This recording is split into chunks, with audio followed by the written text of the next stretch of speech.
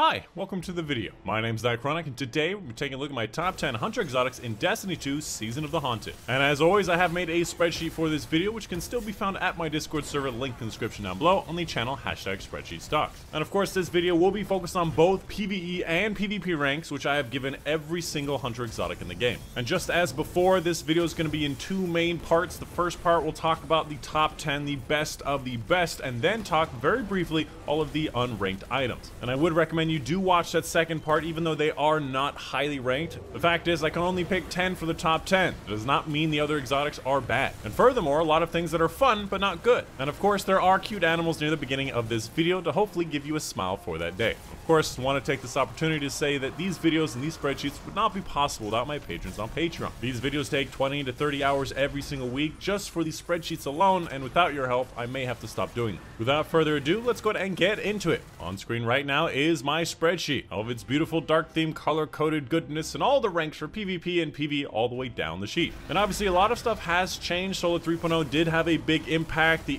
inaccuracy did have an impact. Just the straight nerfs to certain exotics since last time, etc. First up on our list at number 10, we have the Stompies, an exotic for the hunters that was at number 1 for pretty much the last 4 years, now at number 10. Obviously the big issue with this nowadays is that the in-air inaccuracy, I think it was like -50, is way too much. That being said, inaccuracy is not completely debilitating, and this exotic itself is actually still really good. Sprint speed, slide distance, height of your jump are also very useful things to do, and it is still one of the best things to have in a shooter game is going faster. But given that you cannot be aggressive in the air with this, and it is built on being in the air, it's not as good as it used to be, but still a good option. Following that at number 9, we have the Celestial Nighthawk, which actually did get a slight nerf this season. The biggest reason is that it's no longer the damage dealing potential of the hunter. If the hunters want to do damage, they use Blade Barrage, and that was the most important part of Celestial Nighthawk,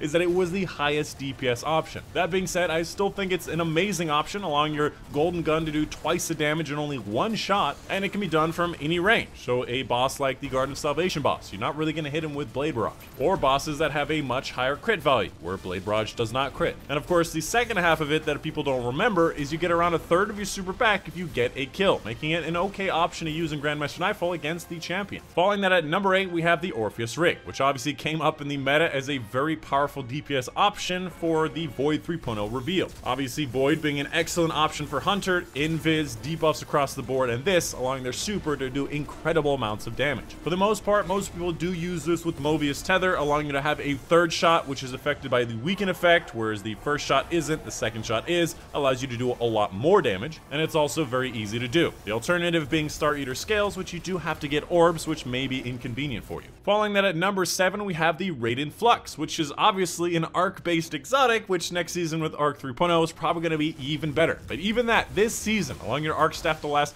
so much longer and do a little bit more damage is just such a powerful thing to have. Keeping in mind that the arc staff is a very resistant super, hits in an AoE swing, hits lots of enemies, lasts a really long time, and even does good boss damage. Helpful pro tip, if you're going to want to do more DPS, light, heavy is going to be one of the best combinations.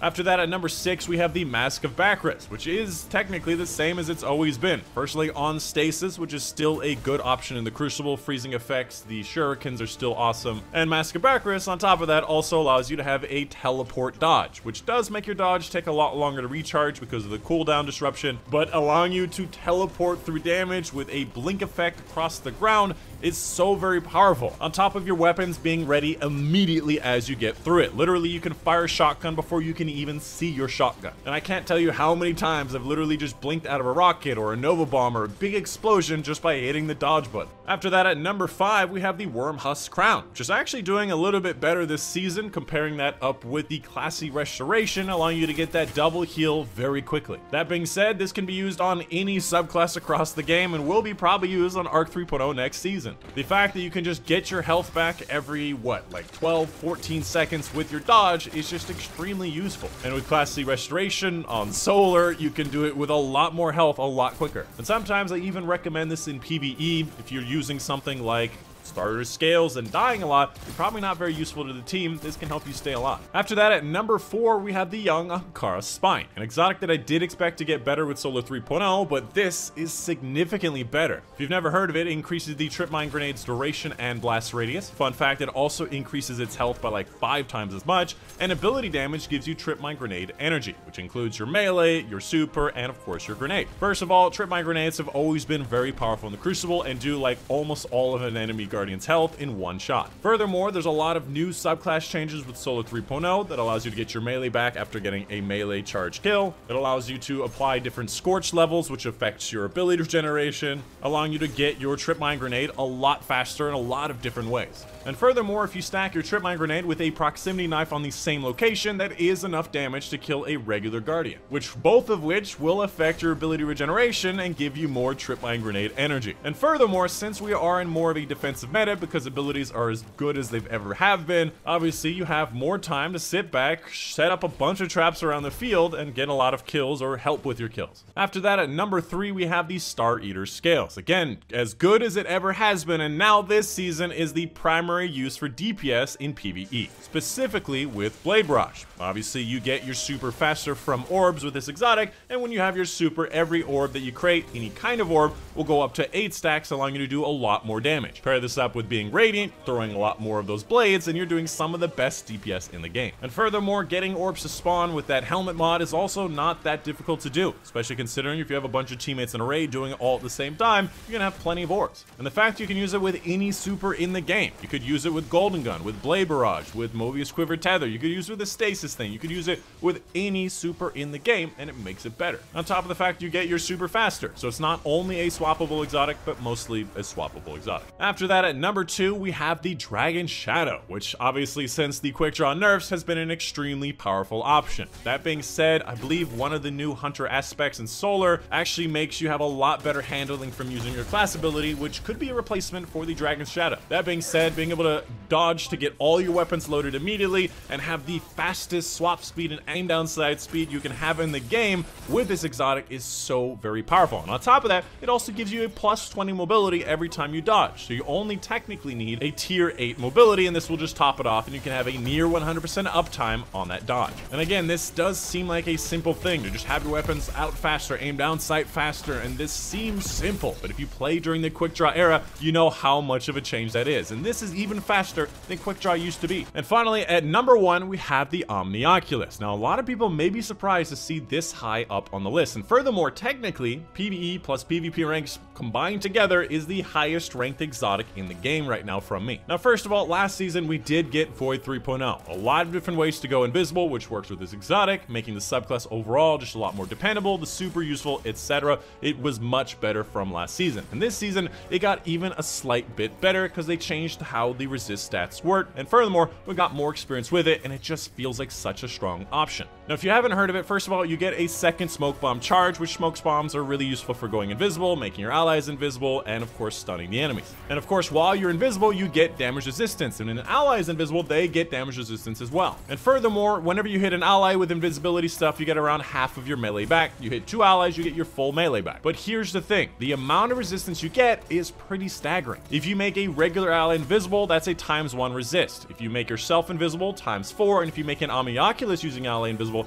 that's a ×5 resist. In PvP, ×5 is 40% damage reduction, and in PvE is 65%. That turns a 140 hand cannon from a 3 headshot optimal kill to a 6 shot optimal kill. Now, obviously, you're not going to be invisible the entire time, but messing with their time to kills, being able to escape a lot safer, and of course, be invisible a lot more frequently and have more teammates with invisibility is extremely powerful, especially in the highest level play. You're going to see in Trials of Osiris all over the place, especially multiple on the same team. And in PvE, being able to go invisible allows you to survive a lot more, being able to help your teammates go invisible, etc. It's not really good for DPS, but definitely a lot of good things you can do in Grandmasters. With the top 10 out of the way, let's go over all of the unranked items, and I would highly recommend you do watch this section. You're going to find a lot of diamonds in the rough or exotics that are really fun, but just don't fit in the list of 10. First up, we have Assassin's Cowl, which gives you invisibility effects for melees or finishers, which are not super necessary, and there are plenty of other ways to go invisible. Blight Ranger is still bugged in my opinion, pain because it just doesn't do a lot of damage as you reflect it to enemies, and oftentimes when an enemy shoots you, you reflect it, they get stunned by their own hit. Foe tracers actually did get a lot better this season, almost in the top 10, especially considering people have classy restoration, double health bars, being able to see them behind walls is a lot more valuable. And with that, I think it has higher in-air accuracy. Graviton Forfeit, better invisibility facts, last longer, more melees, but there are better invisibility exotics, specifically Omni Oculus. Knucklehead Radar, same as it ever was. You can see your radar, which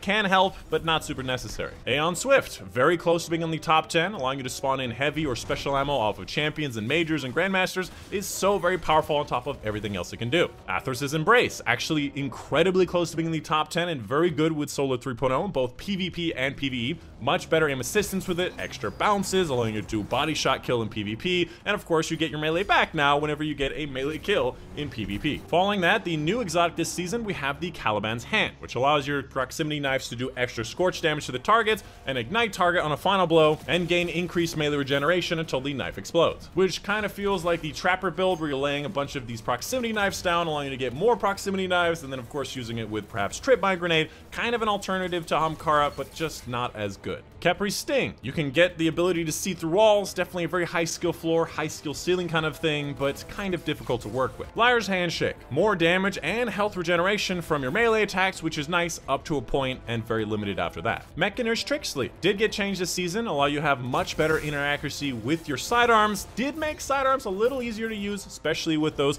poor handling options, but still based on sidearms and very meh. The Oath Keepers honestly doesn't really do that much. It's a very small niche mechanic that can be learned in practice. It's just more of a convenience factor. Renewal Grass, absolutely broken last season before the nerf, allowing you to have basically infinite dome grenades that have resistance, and it was crazy, and nowadays makes your dome grenade, which are amazing, charge much slower and not really worth the resistance anymore.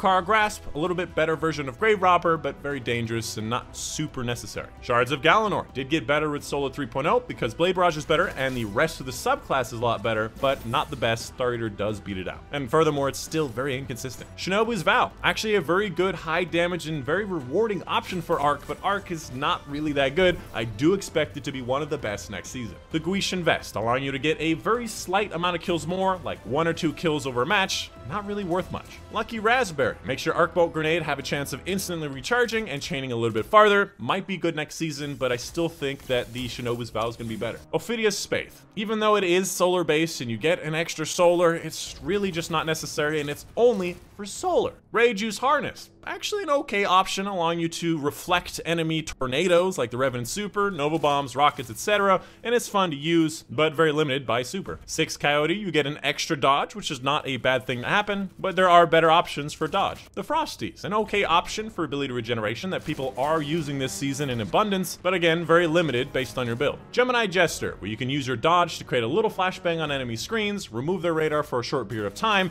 However, you're required to use it before a fight instead of during a fight, which can save your life. Lucky Pants, very close to being in the top 10, allowing your hand cannons to be a lot more accurate, especially in the air, and a lot more damage in PvE. The only issue is in PvP, hand cannons are a lot less popular. Radiant Dance Machine, you can dodge a bunch of times in a row, but does that really make a big difference? The only thing I can think about is just making your weighted knife and 1-2 punch extremely high damage and just keep gamblers dodging in front of an enemy, but I'm like, what? Bombardiers has a bunch of different effects and slightly better with the Scorch stuff, but again, it's something most people walk away from. And of course, if you had a different opinion about certain exotics, let me know in the comments down below. I definitely want to learn to make the spreadsheets as best as I can. And of course, a big thank you to my patrons on Patreon. Specifically, a big thank you to Mom and Dad, Postalones, Unbox World, my niece, Dude Machina, Unipanther, and Casey Reagan, for their support on Patreon. And that's it. Hope you guys did enjoy. My name's Zarkonic, and I'll see you guys all in the next one.